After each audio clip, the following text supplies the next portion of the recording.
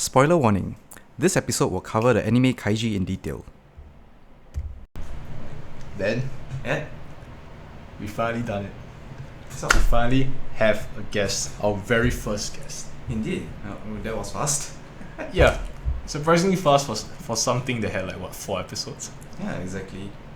So, would you like to introduce our guest, or can she do it herself? I mean, would you like to introduce yourself? Hi, it's Nikki. Yes, so this is Nikki. She is our very first guest on the Whiskies and Weebs podcast. Yes, and she's a mahjong addict, and that is useful because it will be today that Ed learns how to play mahjong. Yeah, but rather than mahjong and games, this is actually the gambling episode. Indeed, that's why we have mahjong later up. But before that, since this is the gambling episode, I actually have a proposition for both of you. Sure. Do you care to participate in a little gamble of mine? Okay. So, Sure. I assume that you know the rules as well, right? I'll just state it out anyways. So, here I have a deck of cards, and what say you that I'll be able to guess the top card of the deck? Nice, not that hard. Are you going to shuffle it? Oh no, just take it out of the deck, it's just this deck. It's a brand new deck. Yep, I supplied it. Yep, he supplied it. Oh, okay. Yeah, so without any anything to bet on, it's kind of just me taking a guess of one of the 52 cards. So why not we make a bet? So for you, one glass of Oolong Tea, and for What Ed, kind of oolong? one glass of Oolong Tea. What kind of oolong tea? You'll find out later. In any case, let's begin. So I have this deck here, graciously sponsored by Edward, and I'm just gonna take away the info card on the top and at the bottom.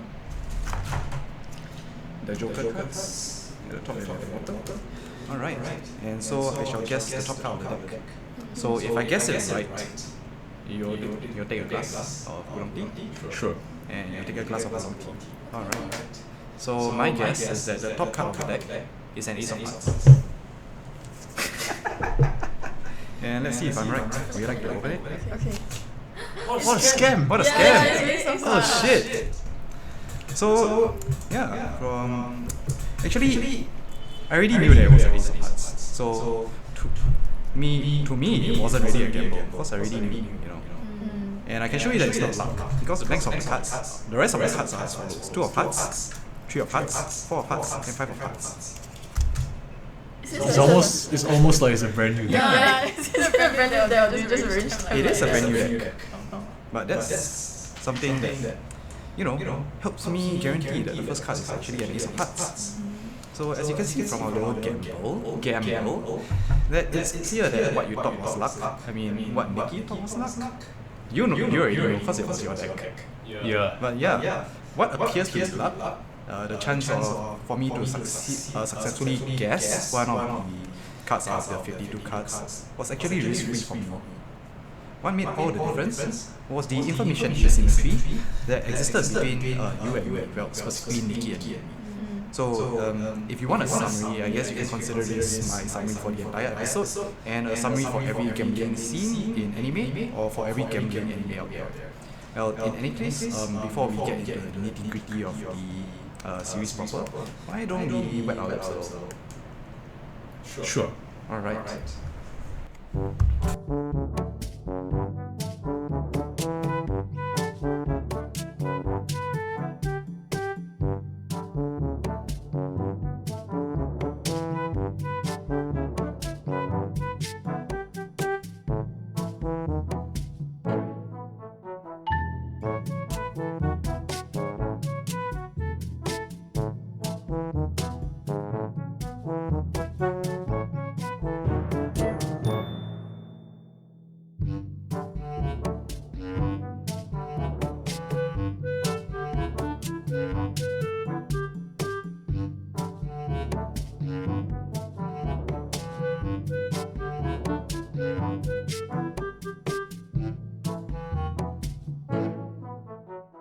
Okay, Ben, what whiskey do we have today?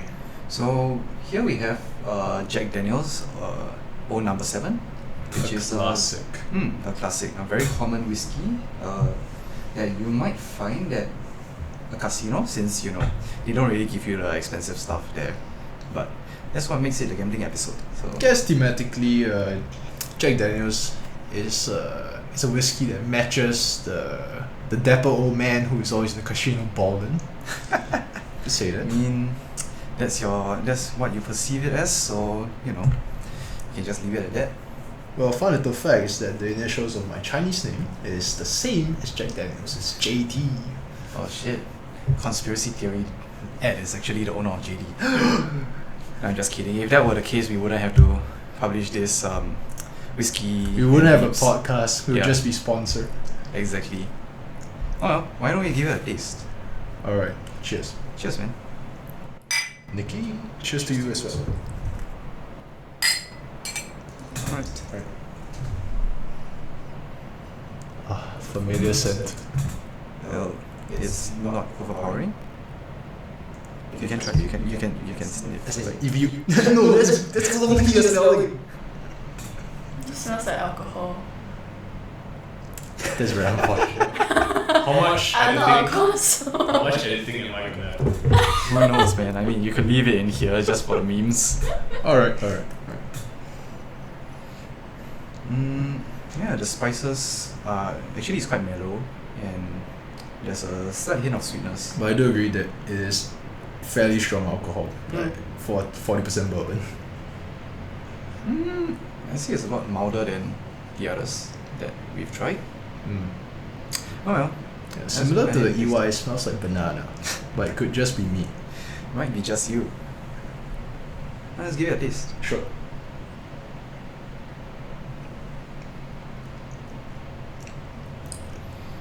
Unfortunately, you can't taste it, so No, it's fine. How is it? Describe it.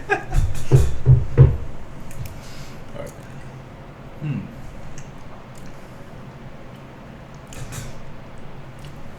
A combination of mild spice, bit of chartwood. Yep.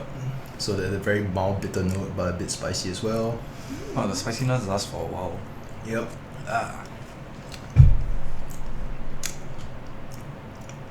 A bit smoky, yeah. Not much of the sweetness you would expect from a bourbon. I'm getting my banana aftertaste. Maybe it's just you. Yeah, I think it's just me. Yeah. Do you have banana before this? No. For whatever innuendos that constitute no. It's well, it's what you would expect for $40 a bottle, I guess. Slightly more, but yeah. A good overall party drink, relatively on the lower end of cost, but well, Jack Daniels has a good reputation for being consumed in all forms, so I'm looking forward to sampling this for the rest of the night. Granted, Indeed. I've raised sampled it countless times in the past. To be fair, it is something that is safe, like a safe bet at least. Alright. Shall Spicy we? banana. Spicy banana. Alright. So, Wait, before we get to the topic of the draw, something that we need to point out is that Nikki can't actually drink alcohol. yes, that is why we had a bottle of Oolong Tea on the ready. Exactly. Except non-alcoholic oolong tea, otherwise she may actually pass away. Well, that is a shame. Right? Yes. So we will continue to savor our Jack Daniels and she can slowly sip on the oolong tea as we go into the topic proper. Ben, Cheers. you can take it away. Alright, so as previously shown in the little demonstration of cards, yes, information is actually paramount to gambling. In fact, you could consider it the one central aspect of gambling. By knowing more about what game you're playing, you actually stand to make a profit from the game you're playing. So information allows you to manipulate the game in such a way that it puts you in an advantageous position. So by me knowing that the deck was new and unshuffled, I was able to create a situation where instead of guessing 1 out of 52 cards, I was able to just read off the top card because it was the ace of hearts, me guessing the card was guaranteed. Yep. So, but just a side note, due to me being a sociology student, I will not go into the math of gambling and risk calculation because, countless of math and actual science students have already gone into those studies, and I am bad at math. I can't count to 10. Actually, I can, but you get the point. So, while I do not advocate for you to try winning in life through gambling, feel free to study this studies, and if you're planning on gambling, it's always best to know as much as you can. So let's get back to the anime references, since this is an anime podcast after all. Yep. Edward, I have forced you to sit through 8 episodes of Kaiji. Technically 9 because I was interested. Alright. Sounds like it'll be a fun night then. And Nikki, you have read the manga for Kaiji. Yeah, I okay? read a bit of the manga. Alright, so the references that I'll be making tonight shouldn't be too hard for you to grasp because, I assume that you have some idea of what the anime is about. And so, yes, in Kaiji, every gamble reflects this contest for more information. And even starting from the first gamble, the restricted rock, paper, scissors, you can see that the advantage of information is clearly on display as soon as the game is announced, right? So Yep. you can see that there were some people that actually borrowed more money from the organizers. At risk than- of higher interest too. Yes. So we can see that those participating in the game can be split into 2 groups. Those that are new to the game and it is their first time on the Espoir, as well as those who have been on the Espoir before, the Espoir being the ship on which the gambling occurs. So those who have been on the ship before know the rules of the game and are able to gain a foot up on those who do not, by either by swindling them outright, just like how Kaiji was swindled, and a few others, getting them to cheat for them. So the second timers getting the first timers to cheat for them. Questionable whether the first timers actually stand to benefit from it. Yep.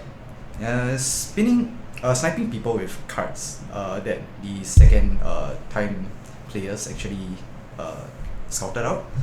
So and finally, as well as many underhanded tactics available to them due to their knowing the intricacies of the game.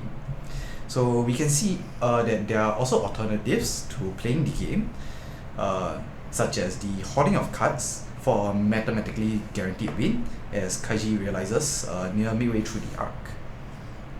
So we can see that this trend of information warfare being shrouded by the game continues through the other arcs of this series, such as the battle against Tonigawa, Ichijo, and Hyodo, among others. So these are arcs that I presume that you haven't actually watched. I have literally no recollection of the names that you've said. Yeah, no worry. They are reviewed later on in the episodes. But since you are interested, I'll assume that you'll find out about them sooner or later. So, Hopefully. Yeah. Nikki, are you familiar with those names? I am not, I think. Alright, don't worry. I shall explain it in a bit more detail about their arcs later on. Okay. Yes. So yeah. I'll go straight to the Hyodo arc. Hyodo being the big bad evil guy, the BBEG in the series. Essentially the guy who wants to watch Kaiji suffer through his gambling spree. I wouldn't say that he wants to watch. It's how do I put it?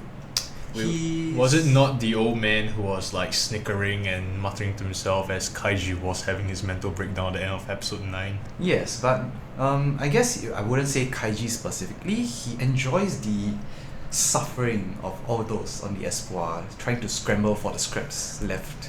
So he's a sadist. Yes. I mean, it is revealed later on that he's actually a very sadistic person, but spoilers. But yeah, so actually Kaiji challenges Hyodo to a gamble later on in the series, the first season, when he challenges Hyodo to a game of luck, so a lottery.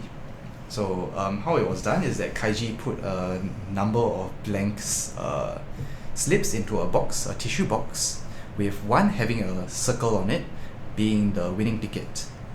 And the one that finds this winning ticket actually wins the gamble. So that is the setup for their gamble. Kaiji attempts to manipulate the game in order to get a informational advantage by using an obscure observation that he made while he was in the toilet cutting off his ear. Oh, I thought for some other reason, but Yeah, no. Yes, so he observed that the taller tissue boxes actually have a gap on the side where the flaps of the box are glued together. And this allows him to rig the box in such a way that an additional winning ticket for the lottery game can be hidden, where he can access it during the game itself so that he'll win the game. it's kind of sussy. That is kind of sussy, but to be fair, nothing in the rules said that, you can't have that. All you need to do is find the winning ticket. As such, Loopholes. none of the guys in shades stopped him. Indeed, loopholes. Yes. However, of course, Hyodo, after many mind games, sussed out Kaiji's plan and flipped the advantage for himself. So he foils Kaiji's plan and removes the winning ticket from that little hole in the box. And then he plants the actual winning ticket by he actually rigs the winning ticket by folding it in half so that he'll be able to find it afterwards. And this allowed him to actually become the winner of the contest.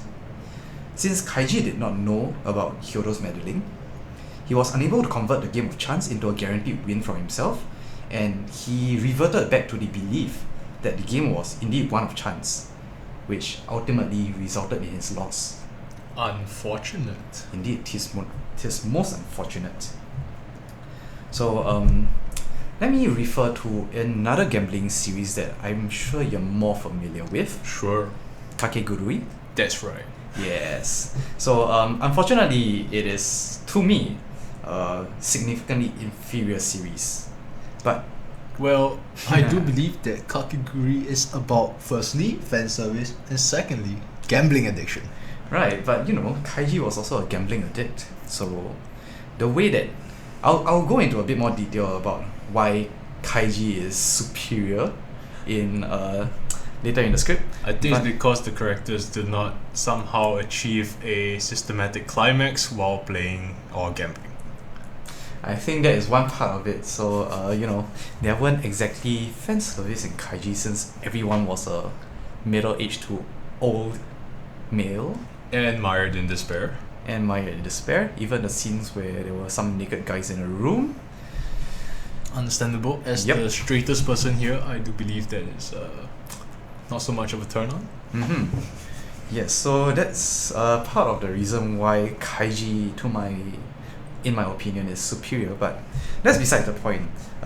Let me go into a bit about the Kakegurui series. So we can see from the very start of the series that informational warfare is at play in the games that Jabami participate in.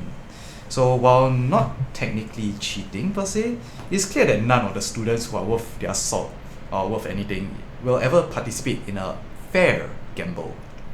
Since all is fair in love, war, and apparently gambling. Yeah. Yeah, about as fair could be. Yes, the rules didn't really say cheating is disallowed, So all you need to do is just cheat in a way that is not so obvious. Yes. I'm sure you have examples. I actually just skimmed through the anime because it wasn't that entertaining for me. I do believe it's a 2017 anime and I did not refresh myself on it. Any? I watched it in 2019. I think Oh, during is COVID. Hmm. Yeah, or 2020. Just Technically, because, COVID we're is stuck called at home. COVID-19, but it did get widespread in 2020. Yes.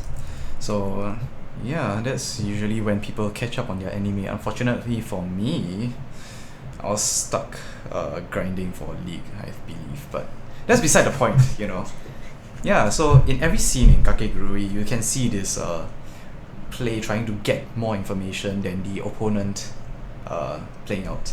Yes. So every episode revolves around some student challenging Japami to a rigged game that involves some super convoluted and ridiculous system by which they are assured to win before Japami catches them on their scheme and flips it on them. So yes, the tangent on why Kaiji is the superior gambling anime. Let me just go on a tangent lah. So yeah, it is because it is superior in the way it delivers tension through their respective series. So I think I got this idea from the YouTube channel Mother's Basement. I'm sure you know about it. No? I hope so. Yeah, no worries. You can go search it up later. But they have a YouTube video actually discussing the differences between Kaiji and Kakegurui, and they have done a pretty good job in explaining how the tension in a gambling series is built. And yeah, if I were to do a summary of the discussion here, Kakegurui failed because we come to know immediately that the protagonist is protected by plot armor, and from the start we can see how the direction of every episode tends to go. Fan service, and in the end Japami wins, so like there's not much like risk over there's there. no tension. Yes, exactly. It is a guaranteed win, so like there's nothing to risk. Yeah, I believe the correct term for that is a certainty of outcome, and that part of gambling's thrill is having an uncertainty of outcome, although in the plotline having that certainty is quite a downer as the viewer. Yeah, I mean, to be fair, that they'll probably never kill off the main character, but some sort of risk keeps us on edge. Yeah. So yeah, as you said, any risk that is built, like any risk that attempts to build up the tension in Kakegurui, becomes mitigated by the insignificance of the risk as well, since we know there's pretty much no risk. And in Kakegurui, the only risk was monetary, and all you can do is really just bump up the numbers, so nothing there. However, in Kaiji, you can sense the real risk from losing a gamble because we can see that the lives of every character is at stake, and the writer really pushes the idea that there is a real and imminent risk of death or a very terrible outcome in every gamble. Maybe so essentially Japanese gulag? It goes beyond that in the other series. Like, contestants actually die. Aha. Like, in Act 2, in the second arc, the high beam walk. Yeah. Yes, they actually attempt to cross a high beam between two blocks in a hotel, where there is no safety net or anything below them, and if they attempt to hold on to the metal bar, they get electrocuted for them to fall off. And they die. Yes. There's this one game, like I think quite late in the manga, where it's kind of like a bungee jump, just that only one rope is safe. So there's like multiple contestants, everybody chooses one rope. Only one rope will save you from the bungee jump. Essentially you're jumping to your death. Yep. Like 9 out of 10 times, yeah. Yes. 9 out of 10 times. Yes. So the risk that they put the characters through is actually manifested, and it's more real in a sense than the risk that is played out in Kakegurui. That's what makes Kaiji that much better. It takes yeeting yourself off to a whole new level. Indeed it does. And well, I could go on about this, how like each arc in Kaiji is actually 8 episodes long. So I just watched one arc. Yes, you did. One gamble lasted 8 episodes long. Meanwhile, in Kakegurui, it lasted 1 episode. Nice. It was worth it watching at 2 times speed. Well, to be fair, there's a lot of mind games going on, but yeah, that's why Kaiji is the better series. But back to topic. The way that we can apply the idea of knowledge being power in the real world actually exists in multiple self-help books out there talking about how to win a gambling. So things like card counting, or how the news stories about how a small bunch of people gathered together and won lotteries by hoarding tickets. So they just tried to be Mr. Beast? Kind of. They just gamed the system. So yeah, if you know about these methods for gaming the system, you actually stand a chance to win the game that you're playing. So that's how information actually gets you an advantage in the game. So yeah, while they don't have a 100% foolproof outcome, they increase your odds that you'll win, such that you actually stand to profit from the game of gambling itself.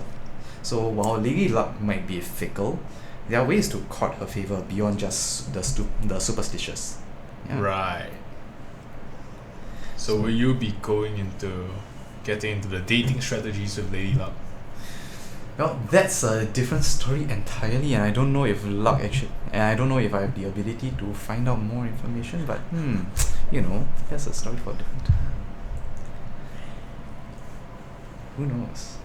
Alright, so that's the first part of the 3 parts that I have. So I think it's already getting slightly depressing.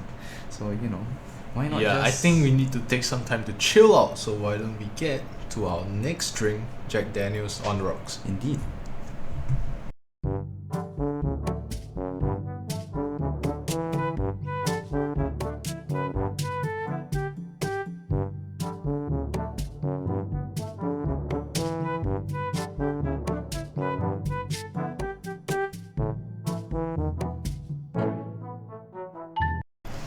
Alright, so the Jack Daniel's on the rocks. Cheers. Cheers.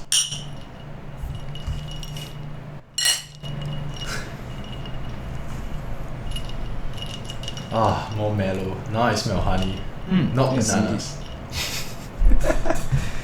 Yeah, I'd be worried for you if you smelled bananas and everything.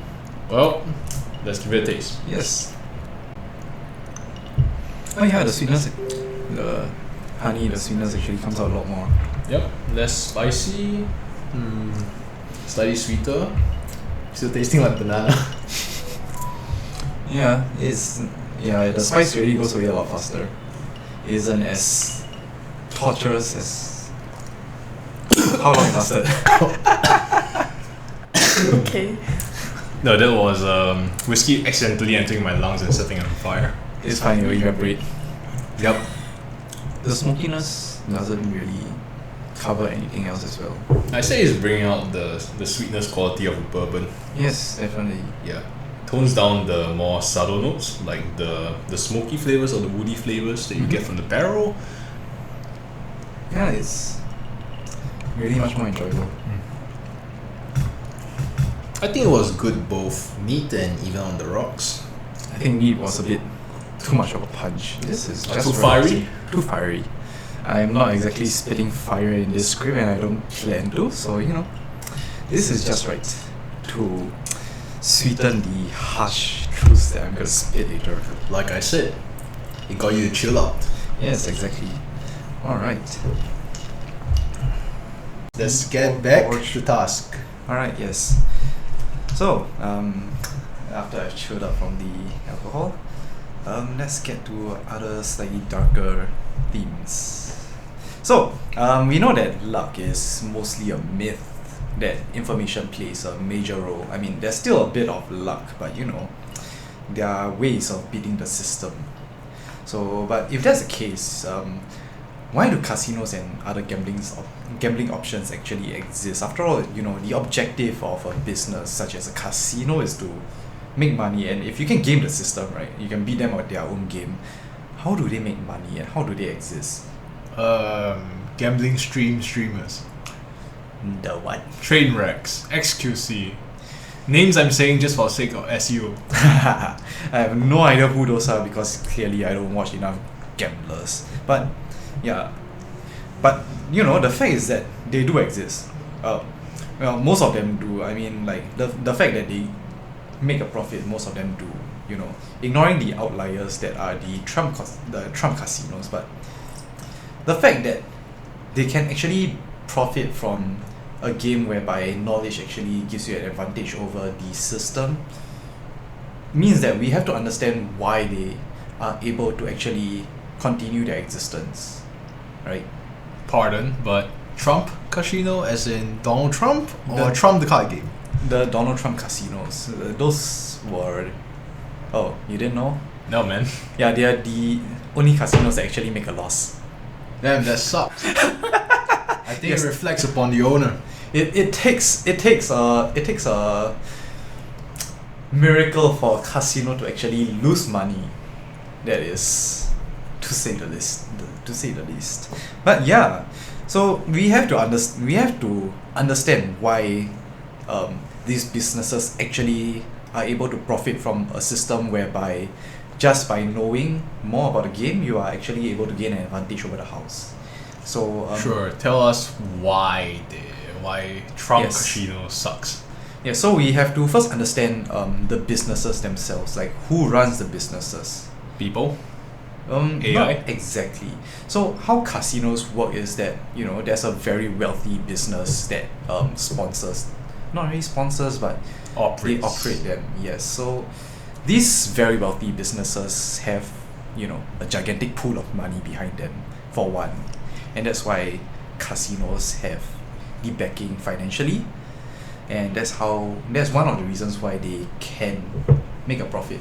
I'll go into a bit more detail later on, but the other thing that we have to identify is who actually sets up the rules of the game. You mean the games don't already play by their own rules? Well, if we go back in time, the rules have actually changed. Well, maybe not the game specifically, but the rules that the casinos operate on, including rules that govern players, the things that they can and cannot do. So not just the rules of the game. So we have to understand that, for one, not only large businesses run casinos, but also the government and the underworld. So all of these have a very large financial pool that they can draw from, and it is also these entities that set the rules for games. They regulate how you can interact with the games, since, you know, you have to employ their services to play the games. Well, I don't know why, but ostensibly, when you just described what you did, a couple of Asian countries came to mind. I wonder who. Yeah.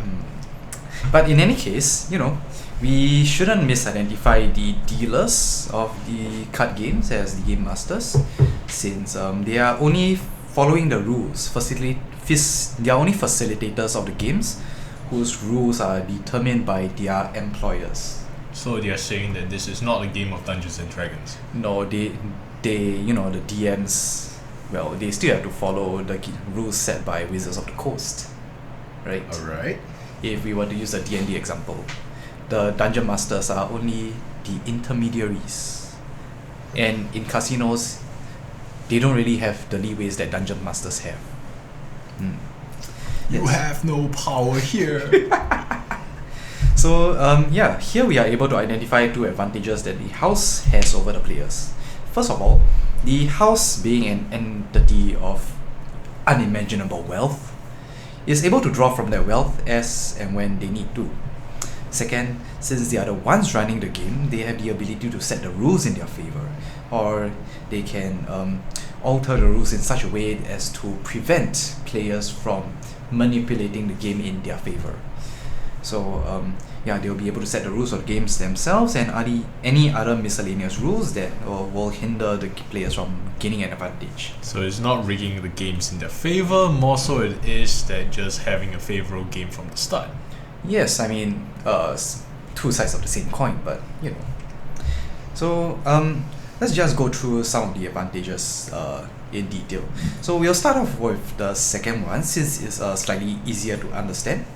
Yup. Since the industry, through much trial and error, has identified the ways by which players attempt to gain an advantage over the casino over the years, and thus have the ability to set the rules as they see fit. So you know how I mentioned card counting as one of the ways players actually gain advantage over the casinos. I mean, card counting is a skill.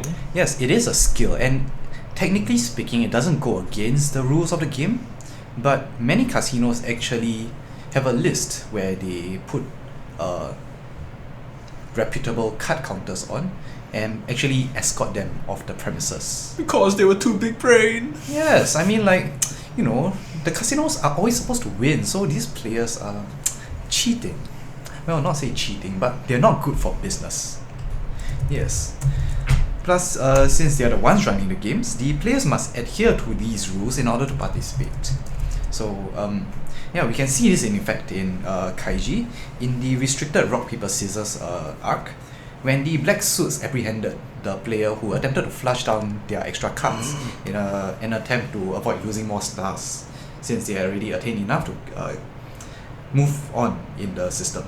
Yes.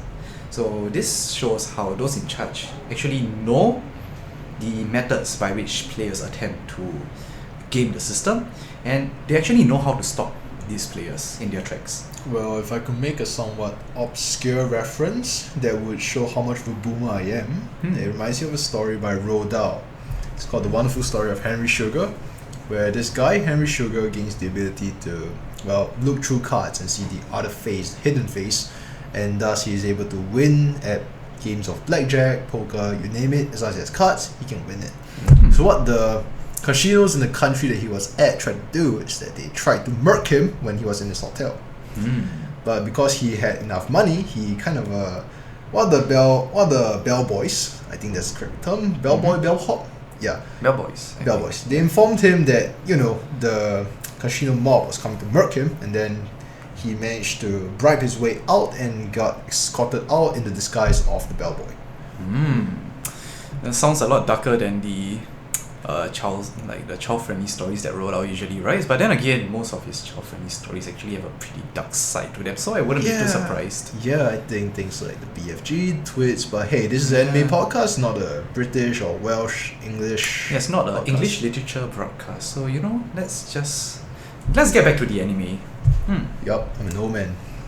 So we also see this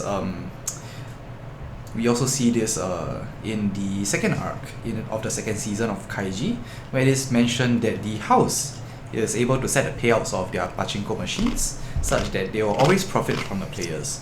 So a real world example of this would be the slot machines that actually have a rigged payout system whereby they will always profit no matter how many jackpots they pay out, because it is a fixed amount.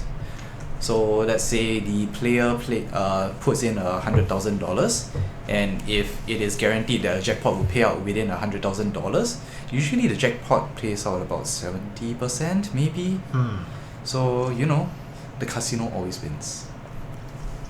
Yes. As is the natural order. Yes, the house always wins. So yeah, you're doubly free. You're free to accept the rules, or you're free to get lost. Yes. So the second advantage, while it is clear, the first might not be so much as clear, since after all, the odds for the games should be the same for everyone, should they not? I suppose they should. Right. Well, in reality, that's hardly the case. The games in the casino must give an advantage to the house, however slight, because that is how the casinos generate a profit, right? Yup. If It not, is a there business. if not, there will be no reason for anyone to endeavor on a business that loses money, if they were sound of mind you. But even if in the short run the house loses money, these very slight advantages that the house gets actually will result in profits in the long run. So that is just how the law of large numbers work. The more games you play on the floor, the more the distribution of wins reflects this very small advantage that the house has. So that's where the advantage that the house has in terms of their gigantic pool of slush funds actually comes into play. So to achieve this very small advantage over a very long time, they must play a very large number of games, right? Yep. And they must have the budget to back this up. If they don't have any money to ensure that they can reach, say, 1,000 games, then they will never be able to attain the advantage that 1,000 games will afford to them. And it is a fact that they do have enough funds to ensure that they will reach the point of profit, right? Because of a certain amount of backing by certain individuals. Exactly. But for us plebs whose total assets barely, even compare to a fraction of the immeasurable wealth that these casinos have in their reserves, for us, even a set of losses will set us so far back that we will never be able to come back. since without any funds, after losing all of them, we can't participate in the same games that will return us back to even or slightly below even, right? Yep. So, yeah. But for the house, a set of losses is just another step towards profiting in the long run. So, yeah, if luck is not on our side, our small pool of funds doesn't even allow us to recover in the long run, even if the overall win-loss ratio should be relatively even. Yeah. I'll never recover financially from this. Well, I mean, we already will never recover financially from this, but I think we're sacrificing something a bit more than money. I think we might actually be sacrificing Brain cells, but yeah, let's go. I mean, it's a gamble. Gamba Lord. But yeah, this advantage that the house has over the player is clear in almost every arc of Kaiji, including the steel frame crossing arc, where we can see that the inability of the participants to afford their debts works in the favor of the house, such that they are able to play the participants to the points where the participant loses everything and are unable to recover from the losses. This advantage that the house has can actually be seen in a few of the arcs in Kaiji, including his gamble with Tonegawa, in which his lack of funds forces him into a situation where he is forced to take very risky gambles, where failure results in his inability to recover from his debts without making a life or death gamble, where he stakes his eardrums and later on his life in the game of E-card against his opponent, who initially has the leeway to accept his propositions because of the aforementioned immeasurable amount of funds. So this is also seen in the Chinchiro arc, whereby Kaiji's limited amount of funds once again restricts his ability to find out about how he got scammed by the foreman in with his show-in dice, since Kaiji is only ever able to get access to one session before incurring so much debt that he is no longer able to participate in future sessions. What a massive ripoff. Yes, I mean, that's just how life works. So, sucks to be him, sucks to be you. So yeah, once again, we can see that his limited funds causes him to be unable to bring down his opponent, since revealing the rigged die will only net him a paltry sum from the foreman if the foreman were to concede that they were cheating. So he mentioned that if he were to call out the foreman for cheating in one game where he is the only participant playing for a large sum, let's say the foreman were to compensate him 3 times his bet, it will only inflict a small dent into the foreman's reserves. Yeah. Sounds right? Yeah, about there.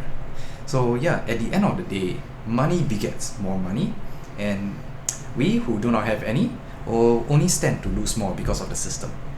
So yeah, you'll never win enough to change your life at the table. Well, that was depressing. Let's get something sweet to sweeten the mood. You got watch Akagi? Yeah, the Akagi. You want to talk about Akagi? No, I'm just curious. Akagi? Yeah. I don't think I've watched it, no.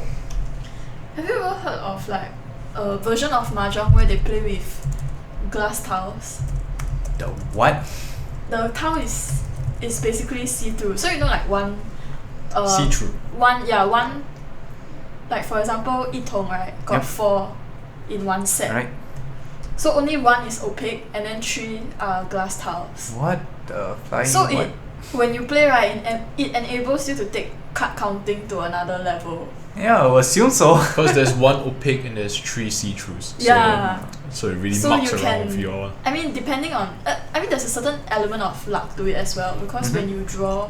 Of course, luck plays a role, but Yeah, whether you get the opaque one. So there could be situations where you have like more than half your hand opaque, and then your opponent probably has like more than half glass tiles, and you can totally see to an extent like what they're building. No, Nikki, Yeah. I'm not sure if I'm following, but I think the Akagi and getting comes from Kantai collection. What you is and that? your Kantai collection is Kankore is a gacha game. Oh. Yeah, I do focuses believe that, on ship goals. yeah. So So I'm not sure what Google search is telling me, but I think Akagi belongs to is a character in Kantai collection. No, I'm pretty sure it's just because of your search history that is yeah. No, the first thing it tells me is a Japanese aircraft carrier Akagi. Yeah, Search just- Akagi Mahjong. Just below that, right, you'll get the Akagi manga. So Yeah. I'm pretty sure like your search results play a role. You know what? This What, guy is gonna look. The art damn old one. It's a very old. what the heck have you been searching at, word? Definitely not on the normal tabs, but in incognito and with another browser. Right. Let's keep it at that. Why don't we?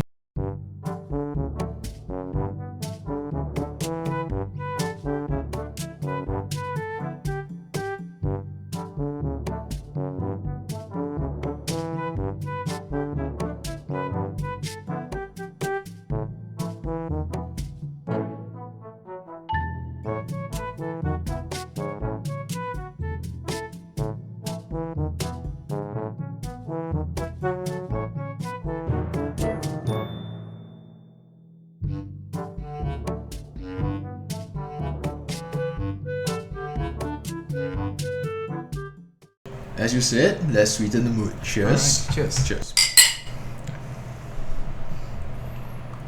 I think you spiked my drink with a bit too much alcohol.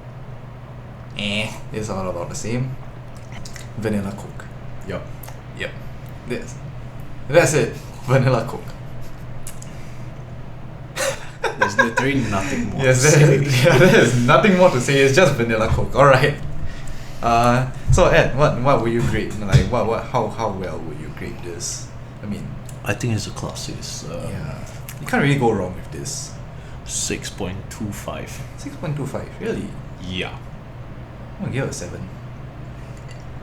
It's like Really? you can't really go wrong. On the rocks, it was decent. You know. It's Well, I think it goes well with everything. The flavor's just not strong enough for a sweet tooth like myself, you know? Well, I guess, you know, maybe it's just because I am slightly less experienced, so, you know, everything works. Yeah, I think to me, I might have been grounded in the mentality that this is kind of like an all-reliable. It's not like a standout drink that I'm having for the first time, like some of the drinks that we had for our whiskey reviews. Fair enough, there's nothing that really stands out about this. So, Yeah, it's if kind you got a small budget, you know, it's fine. Yeah, you got a small budget and you need a nice drink to either have for a Party. good tasting or party, Yeah. like you said. Jack Daniel's was number 7, all reliable itself. Yeah, won't go wrong with this. Alright. Alright, Ben, now that we have fully sampled Jack Daniels, what other things do you have to say regarding gambling?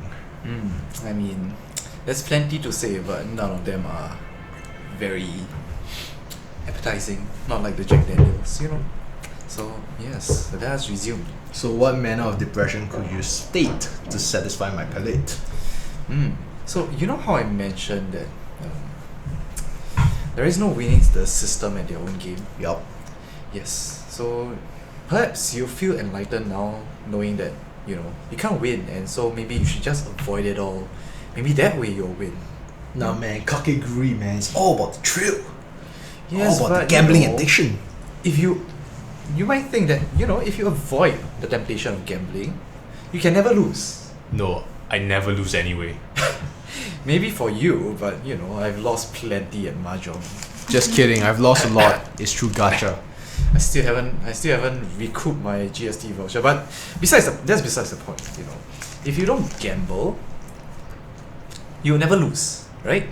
That is the general idea. If you never risk it, then you know you don't have to risk it for the biscuit, because you can get a biscuit either ways. Limp Bizkit. But that aside, I do believe Yes. that there's a certain other anime character that quoted that if you never actually start the fight, you can neither win nor lose. Exactly. You're at 0. But alas, if it were only that easy, then we wouldn't be here today, now would we? After all, if it's only in gambles that losing is possible, then everyone who abstains from gambling should be able to live a great life with plenty in their pocket, since life is not all up to luck. No, Or I think is life it? has a habit of just beating you up, stepping on your face, and stomping you to the curb. Well, I mean, unfortunately, that seems to be the case for now. But you know, the narrative that is being portrayed, I mean, being pushed right now is that if you work hard in life, you know, you'll go far. I think meritocracy is first and foremost a theory, perhaps an ideology like we discussed before, Yes. and secondly, does not play out in reality. It is an ideal, but you know, if it were that simple, then I wouldn't be depressed all the time. But no, if we really were to take a look at reality, we can see that gambling is not just a game of cards or the roll of a die. Alright, give better examples of how Yes. gambling is not just a game. To be able to give an example, we have to take a look at the definition of a gamble. So, will you kindly give me a definition that you would think what gambling is? Gotcha. No, a gamble is a risk over a wager with a risk. I think that's a good way to say it. Yes, I think that's the general gist of it. So you would have to Game of wager chance? something of value, not just a game. It is any event in which risk must be undertaken in order to gain some sort of reward over that which is inputted. That would be how you would define a gamble. So you stand to gain more than you put in, but you must accept that there is a risk that you may never get anything back. Nah, you've been through that, and I'm sure you know about it. Yep. But yeah, so going by this definition, everything that involves any amount of risk constitutes a gamble. So some examples include taking out debt to study in university. That is a gamble. Massive one. Alright, the payout is never certain. You may never get a good paying job, just like how soci students will never get a good paying job in the private sector, but that's beside the point. The self-deprecation is about as thick as the whiskey that we just drank, but yeah, go on. The self-deprecating humor is the pinnacle of all humor, but yes, starting a business, that is a gamble. And this podcast is also a gamble, in the hopes of getting a sponsor for our I alcoholism. think you better just repeat the entire sentence because you abridged it too much. But yeah, starting a podcast, this podcast in general, starting a podcast, this podcast in specifically, is also a gamble, in the hopes that with enough time spent and enough effort spent, we'll be able to get a sponsor. But it appears that gambling is as much a part of our daily life as sleep or breathing. Well, I think you forgot two other quintessential things, but yeah, let's move on. What did I forget? I think you forgot food, and I think you forgot water. Fair point, but yeah, one of the essentials for life. But yeah, far from being a natural part of life, this gamble being part of our everyday is actually a result of the system of capitalism we live under. In such a society, we are conditioned to believe that it is only if we engage risks that we stand to gain anything in society, and that the sheep who grazes on the grass that is readily available everywhere will remain but a sheep. Yes, luck is an attribute that differentiates those who survive and those who do not. And if you get lucky, you could rise up to the top of the social hierarchy and enter the gated society of the rich. But if you don't, if you get unlucky, you know, good luck, have fun. So I think you just described the premise of The Wolf of Wall Street. Pretty much. Right. But yeah, most of the stories out there play on this idea where if you do not get lucky, you know, you get bent. But that's just how it is, I guess. The alternative is that if you play it safe and avoid risk, I mean, that's always an option. But in this society, you must gamble your life away to get ahead, or just to survive in society, or you might get left behind. I mean, if you read deep enough into Kaiji, this is actually one of the hidden messages. That is the author's ideology. Yes. Well, moving on. Some examples whereby you are forced into gambling to stay relevant include the participation in the stock market, for example, in order to ensure that your money does not, in order to ensure that you have enough to beat inflation. So just keeping your money in the bank, playing it safe, actually loses you money in the long run. So you are forced to take the risk of the stock market in order to stay relevant. Another risk that almost everyone has to take is the taking a loan for a home, because in this market you'll never be able to buy a home outright, right? Yep.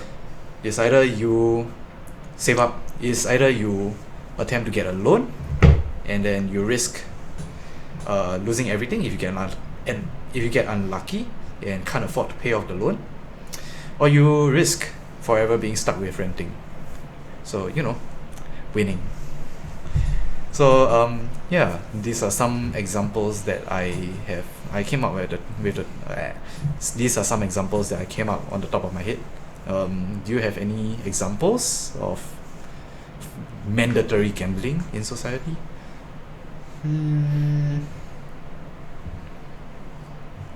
Maybe very micro decisions that you take in daily life, like choosing to study now in the hopes of your education paying off in the future. That's one.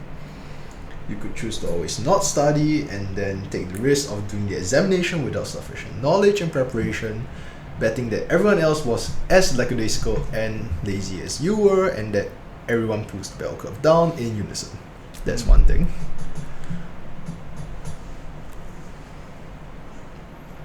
Love life is a gamble that you must participate in to an extent.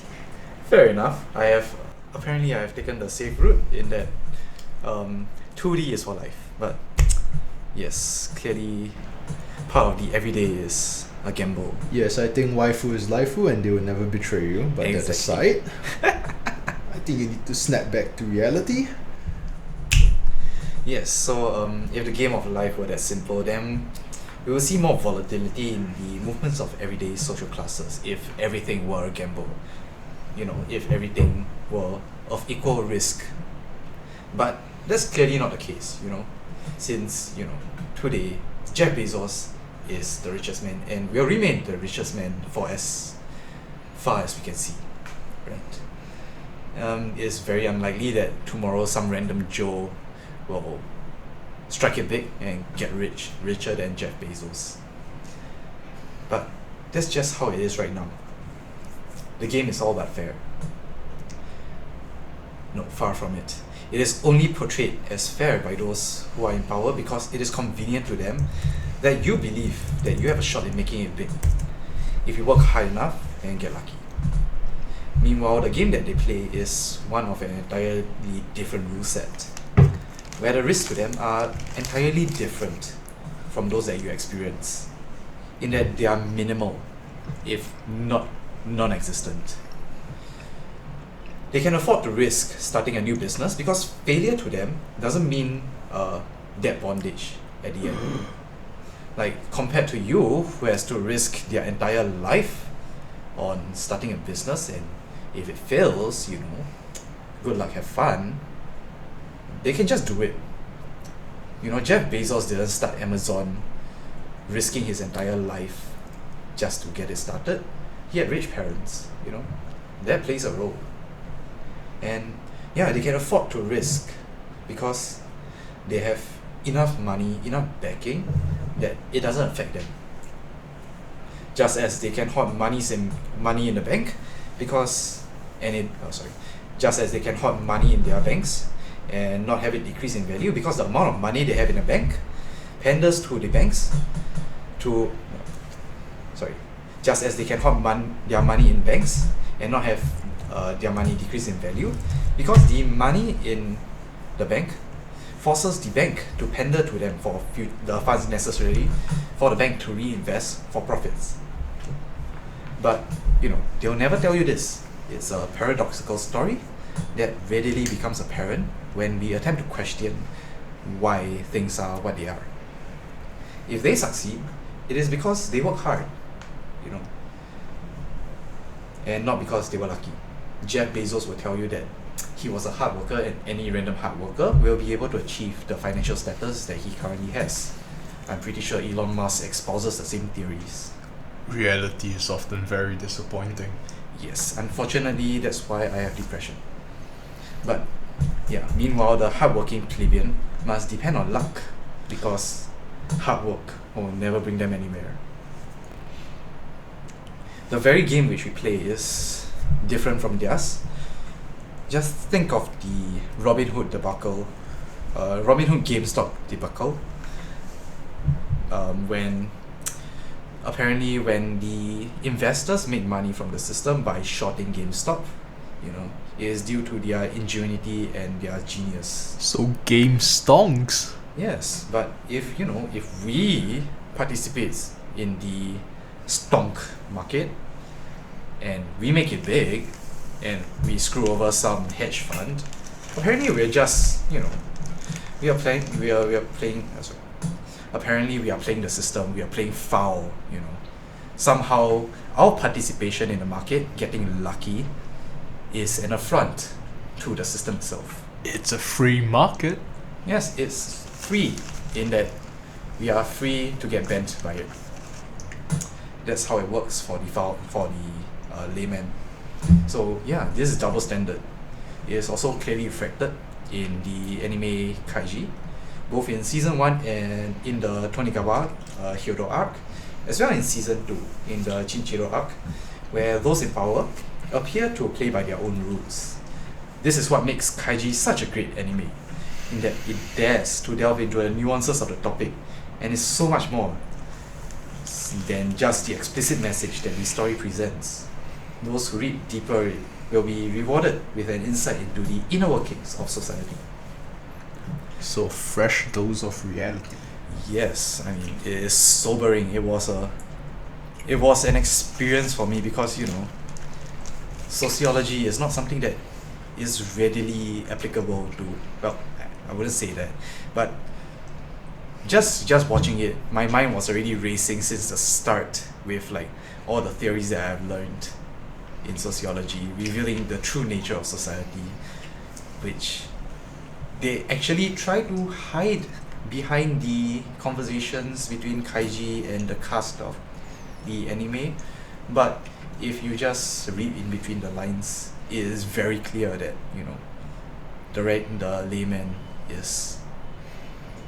the layman has no chance in this society. Hey, So- like what we often espouse in our podcast, you can learn a lot of things from anime. Yes. It's a largely educational journey. Do not think of anime as mere entertainment. There's plenty to learn if you're willing to. And with that said, it is best to think of gambling as not a game of luck, because it is not. You'll never win, because they will never allow it. Alright, I think I have covered about all there is to cover in this episode about the specifics of gambling in our current society. And while this state of things that I have elaborated on seems natural, I can assure you that it is not. Or at least the current version of things is not natural at all. It is not natural for us to live every moment of our life as though it were a gamble from Kaiji. I mean, it is exhausting to say the least, and honestly, it is at best a form of cruel and unusual torture. So, yeah. So would you say that life is suffering? Pretty much, but it doesn't have to be this way. We know that risk can be mitigated to an extent with knowledge and resources, and to be perfectly honest, we do have enough resources to mitigate a large amount of the risk that the layman experiences in their everyday. All we need to do is to demand change, that we be treated with humanity, that we be treated humanely by society, and not be made to claw at the throats of one another just for the entertainment of the rich, just like how the indebted are made to fight for scraps in the anime Kaiji. Sure, some risk and reward might remain it is necessary for some entertainment in life, just like your gacha that you're so clearly addicted to. And it is arguable that some risk and reward remain to ensure that our lives are not too predictable and interesting. But failure should not be the end of the line for us. Do not accept the way things are, all in the hopes that you'll be one of the lucky ones that will be able to escape debt and slavery just because you win the lottery. Only by standing together do we have a chance of escaping this hell, just as is reflected in Kaiji when he is able to escape inevitable defeat with the help of others. Socialism? Yes, this is all the more reason to share this video and others like it, because it's the only way to spread the knowledge. And it is only through spreading of knowledge that we will be able to form a collective to stand against the capitalist overlords. Viva la revolution. Wait, not Viva la France? Unfortunately, I do not know where the reference came from. Well, if you enjoyed this episode, please do like, share, and subscribe. Alright, so that's it for this episode.